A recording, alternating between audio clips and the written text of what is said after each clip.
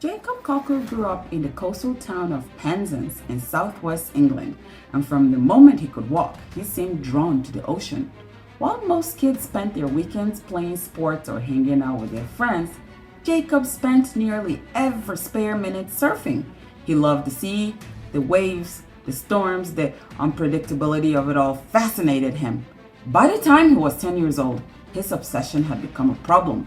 He started skipping school so he could spend entire days at the beach. Teachers were frustrated with him.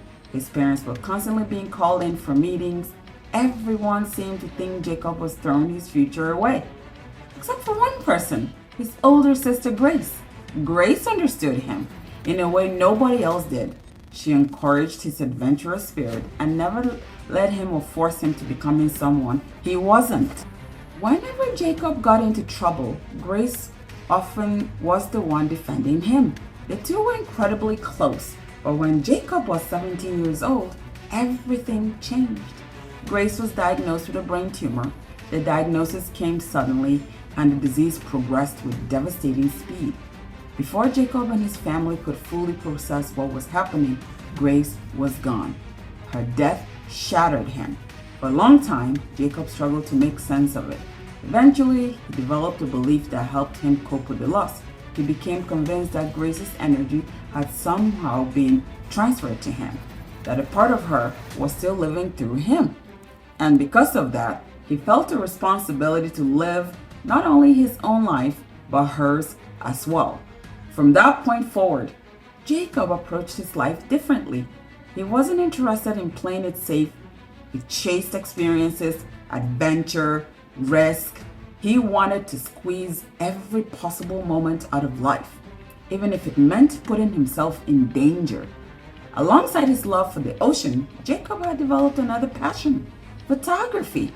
He became fascinated with capturing moments that most people would never see up close. Violent storms, massive waves, dangerous seas. He decided that photography couldn't just be a hobby, it would be his career. And remarkably, it worked. By his early 20s, Jacob had already built an impressive reputation. His photographs were being recognized by major publications including National Geographic and the Sunday Times. Many of his award-winning images featured the ocean at its most powerful and unforgiving. But there was one phenomenon he had always been obsessed with documenting, and it existed right in his hometown. A few times each year, an unusual whirlpool would form inside of Penzance Harbor. The whirlpool wasn't a natural wonder, it was actually the result of the harbor's engineering. During certain high tides, water would rush into the harbor faster than it could drain away. The excess water will be pulled through a tunnel beneath a quay wall, creating a powerful swirling vortex. Locals knew about it. Most people stayed away from it. Jacob couldn't stop thinking about it. He had entered a whirlpool before and filmed himself inside it. To him, it wasn't just dangerous, it was beautiful. On May 28, 2013, Jacob noticed that the conditions were perfect. The whirlpool had returned, and immediately he knew he wanted to film it. He ran to his friend David's house and asked excitedly for him to come and help record the footage. David agreed. The two headed down into the harbor. For the next 10 to 15 minutes, Jacob repeatedly entered the swirling water, drifting around inside the vortex before climbing back out. From above, David filmed everything at first. It seemed like just another one of Jacob's daring adventures. Then Jacob called up to David. He had a new idea. He wanted to film the whirlpool from underneath.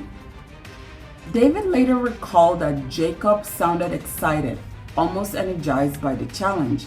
Jacob asked him to lower down his camera, then he took a deep breath and disappeared beneath the surface. At first, David wasn't worried.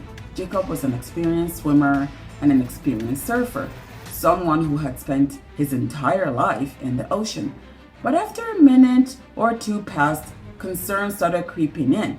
Jacob still hadn't resurfaced. David began calling his name, to which there was no response. He shouted again Again, nothing. Panic began to set in. David ran to the opposite side of the quay wall and looked down into the harbor below. The current was still surging, the whirlpool was still spinning, but Jacob was nowhere to be seen. David ran back and forth, searching for any sign of his friend. Seconds felt like minutes, minutes felt like forever.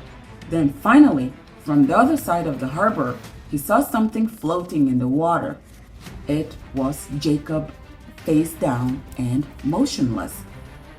Jacob Cockle was only 28 years old. Investigators later determined what likely happened. When Jacob dove into the whirlpool, the immense pressure of the water rushing compressed his suit and reduced his buoyancy. Instead of rising back to the surface, he was pulled into the vortex. The powerful current trapped him, slowly dragging him downward. Eventually, the whirlpool forced him into the narrow drainage tunnel beneath the quay wall. Inside that tunnel, there was no escape, no way back to the surface. The current held him there until he drowned. Only later did the water carry his body out the other side. For years, Jacob had chased the ocean's most dangerous moments in search of the perfect image. He built a remarkable career doing what he loved, but on that day, in Penzance Harbor, the same force that had inspired him his entire life became the force that took it away. And in the end, the ocean that Jacob loved more than anything claimed him forever.